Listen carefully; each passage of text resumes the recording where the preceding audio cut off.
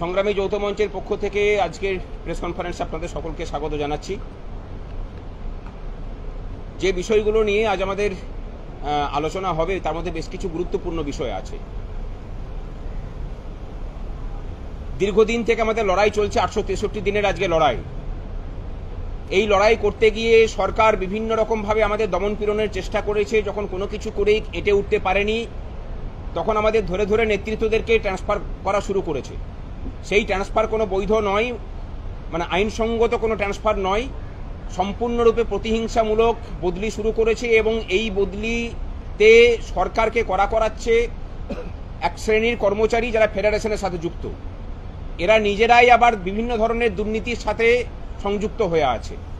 আমরা প্রথমেই যে কথাটা তাদের উদ্দেশ্যে বলি যে এই ধারাবাহিকতা যদি আপনাদের বন্ধ না হয় তাহলে প্রত্যেকটা ডিপার্টমেন্টে যে ধরনের দুর্নীতি চলছে সেই দুর্নীতিগুলোকে আমরা এবার জনসমক্ষে নিয়ে আসার কাজ শুরু করব।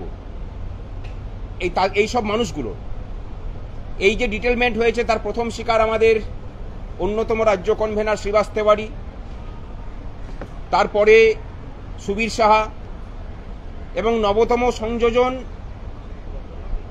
নবমহাকরণে চাকরিরত আমাদের কলকাতা জেলার অন্যতম কনভেনার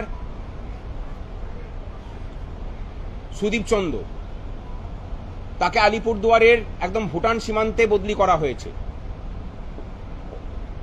সরকার যেটা ভেবেছিল যে স্যাট বন্ধ আছে সুতরাং তার বদলি আটকানো যাবে না, আমরা কিন্তু হাইকোর্টের ডিভিশন বেঞ্চে গিয়ে সুদীপ চন্দ্রের বদলি শুধু আটকেছি তাই নয়, আপাতত সরকারের গালে দুটো থাপ্পড় মারতে পেরেছি।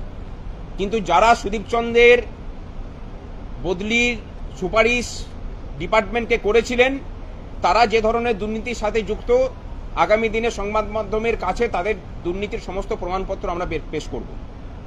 এই ধারাবাহিকতা চলতে পারে না এবং এই ধরনের যে আইন করে এই বদলিগুলোকে করা হচ্ছে, আমরা দাবি জানাচ্ছি যে রাজ্য সরকারের সমস্ত ডিপার্টমেন্টে সুনির্দিষ্ট বদলি নীতি চালু হোক।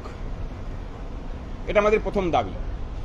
দ্বিতীয় দাবি, আপনারা সকলেই জানেন আমাদের প্রধান যে লড়াই এই রাজ্য সরকারের কাছে মহার্ঘ ভাতা বকেয়া, সেই নিয়ে সুপ্রিম কোর্ট রায় দিয়েছে যে এর আগের রূপা মানে 2009 রূপার যে বকেয়া তার এরিয়ারের 25% মিটিয়ে দিতে হবে। সরকার বকেয়া দিতে গিয়ে যে পরিমাণ টাকা দিতে হবে সে কথা বলেছেন, সেই টাকার হিসেবের মধ্যে সমস্ত স্তরের ডিএ প্রাপক এবং ডিয়ারনেস রিলিফ প্রাপক কর্মচারী ও পেনশনারদের কথাই কিন্তু সংযুক্ত করা আছে। এরপরেও সরকার যদি কোনো ধরনের বিভেদ নীতি নিয়ে এক শ্রেণীর কর্মচারীকে এই 25% দিল, বাকিদেরকে দিলেন না, এরকম যদি করেন তাহলে আপনাদের মাধ্যমে সমস্ত কর্মচারী সংগঠনের কাছে আমাদের অনুরোধ যে আর বিভেদ করে নয়, একযোগে আমরা পথে নামি চলুন। এবং যেহেতু এই সিদ্ধান্ত নবান্ন থেকেই কার্যকরী হচ্ছে সুতরাং আন্দোলনকে নবান্নমুখী করা ছাড়া আমাদের সামনে কোনো রাস্তা থাকবে না। আমরা তখন আরও বিষয়কে সংযুক্ত করে সেই অভিমুখেই আমাদের আন্দোলনকে পরিচালিত করব। আমরা তার তারিখ ঘোষণা করছি না, আমরা 27 তারিখ পর্যন্ত দেখে নিতে চাই যে সরকার কি পদক্ষেপ নিচ্ছে। সরকার যদি সুপ্রিম কোর্টের নির্দেশকে অমান্য করে তার বিরুদ্ধে তখন রাস্তার আন্দোলন এবং কোর্টের আন্দোলনে মানে কোর্টের যে কেস কাছারির যে বিষয় সমস্ত দিক থেকেই সরকারকে চেপে ধরার কাজ সংগ্রামী যৌথ মঞ্চ সহ সমস্ত মঞ্চই করবে বলে আমরা আশা করছি। 2016 প্যানেল চাকরি বাতিল হয়েছে।